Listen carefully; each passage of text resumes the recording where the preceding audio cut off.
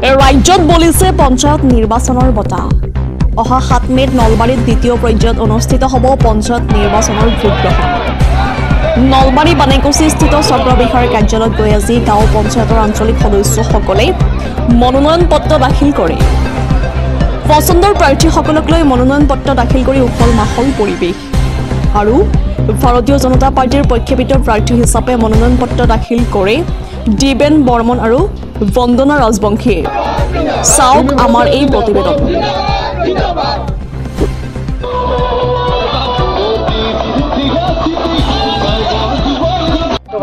আজি দ্বিতীয়টো কাৰ্যসূচী যোৱাকালি আমি সমূহে লগ লাগি আমাৰ মধুৰ ব্লকত মেম্বাৰ সমূহে দিলে আমি যোৱাকালি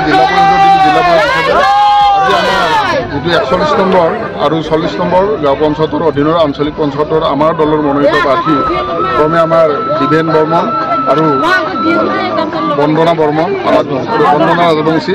আমাৰ 40 নম্বৰৰ বন্দনা ৰাজবংশী 41 নম্বৰৰ দিবেন বৰ্মন দুয়োগৰাকী আমাৰ ভাৰতীয় জনতা পাৰ্টীৰ মনোনীত আঞ্চলিক পঞ্চায়তৰ সদস্যপদৰ প্ৰাৰ্থী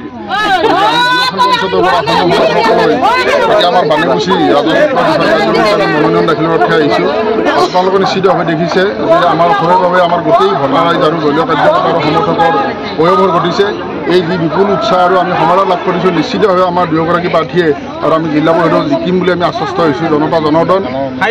আৰু জনতা জনাৰ্দন যিহেতু আমাৰ প্ৰভু ভগৱন্ত বা আল্লাহৰ ৰূপত আছে গতিকে আত্মাত সকলোৰে ওপৰত স্থিত হৈ গৈছে পদুম গতিকে এতিয়া পদুম ফুলাৰে বতৰ পদুমৰ বতৰ নিশ্চিতভাৱে পদুম জয় হ'ব এইখিনি কৈছোঁ আমি বহুত আশাবাদী দিলীপ বৰ্মন জিন্দাবাদ দিলীপ বৰ্মন জিন্দাবাদ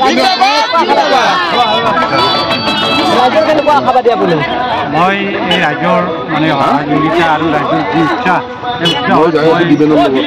নিশ্চিতভাৱে জয় হওক আৰু মই বিপুল ভোটত জয় হওক আৰু মোৰ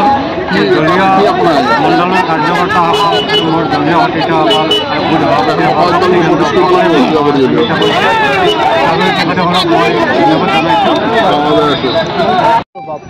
ভালে লাগিছে বহুত ভাল লাগিছে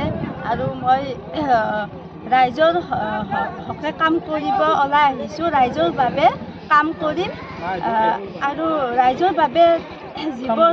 আঁচনি আহে সেইবোৰ যাতে মই দিব পাৰোঁ চেষ্টা কৰিম